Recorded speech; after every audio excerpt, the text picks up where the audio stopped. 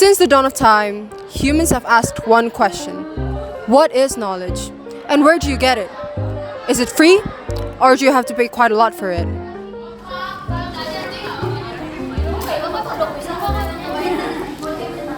The answer is universities.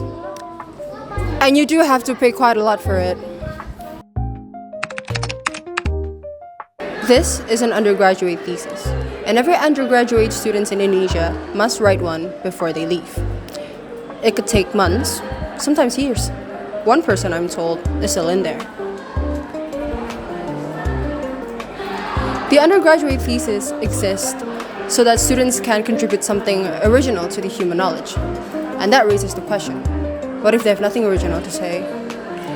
Experts says, mostly all of them, but they still continue anyway. In the UK, most undergraduates are not required to write a thesis. They call it a dissertation. But it's most commonly for a doctoral degree though.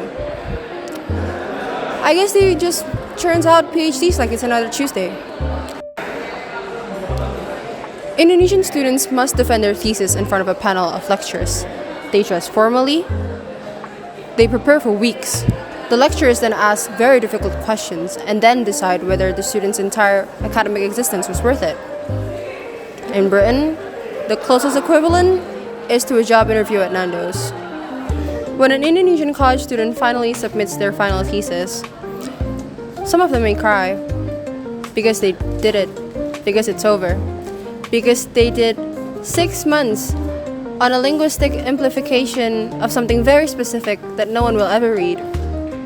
And in that sense, it is not much of a difference from a British degree. One of the biggest differences between Indonesian and UK universities is joint honors. Despite the name, it isn't two people receiving an award together. It's a degree where students study 2 disciplines at the same time, whereas Indonesian students usually stick to one study program.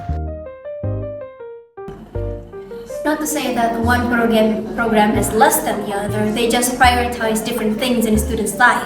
For example, the Indonesian straight one major program focuses on the student's ability to master one subject. Meanwhile, in the UK, they prioritize a lot more on the student's free will or whatever's left of it.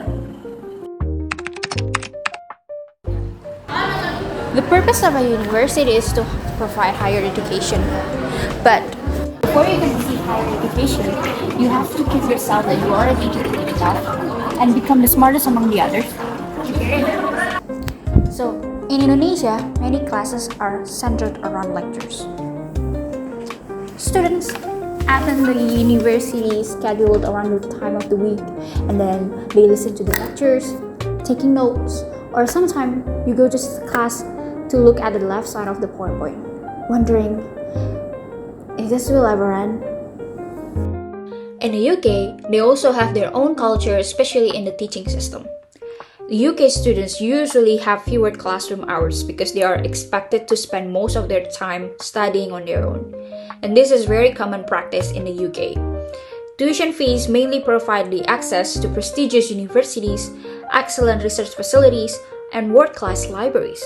In other words, you are paying for the opportunity and responsibility to develop independent critical thinking rather than for a large amount of classroom teaching. So, the British students are encouraged to question, debate, and express their own argument.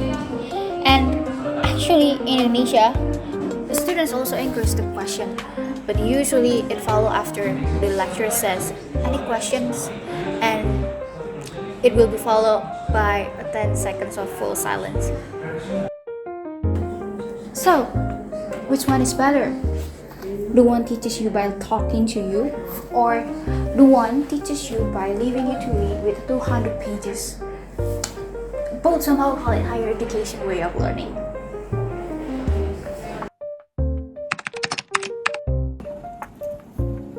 We all know that communication is the key to every aspect, especially in higher educations. In Indonesia, texting a lecture, mostly via WhatsApp, requires a bunch of stutter pack. You must include greetings, your full name, your student ID, your course name, and a paragraph of apologies just for existing in the room chat. All of that effort sometimes only to get one letter reply, either okay or yeah. But in the UK, WhatsApp spam doesn't exist. Everything goes through a professional emails. It's not that they are more informal than us, but it's more like straightforward.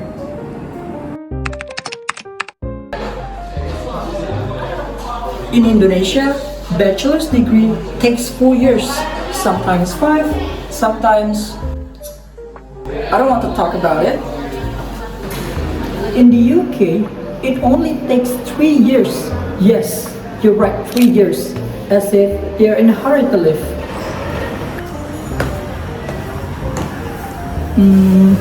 Some say it's because British students only take one subject.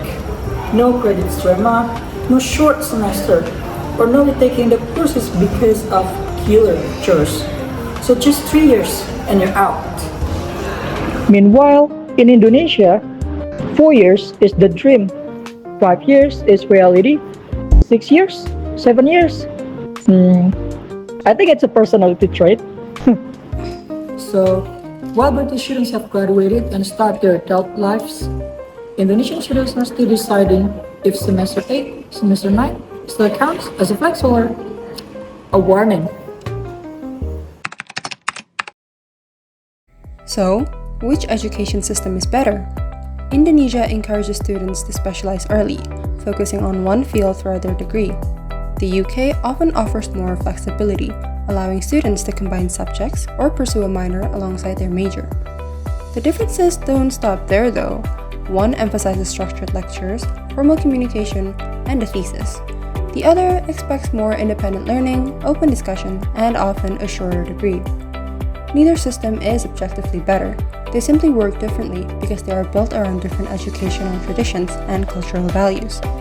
By comparing them, we learned that understanding British universities is about more than knowing how students study, but also offers insight into British life and culture, where personal responsibility, critical thinking, and open discussion are highly valued. At the same time, it reminds us that every education system reflects the society it serves, and that different approaches can also be meaningful in preparing students for the future. All that, yet somehow, both produce graduates who survive on deadlines, caffeine, and the ability to finish an assignment just before it's due, even after saying they don't care anymore about their degree. Spoiler alert, they do care, which, according to universities everywhere, counts as a higher education.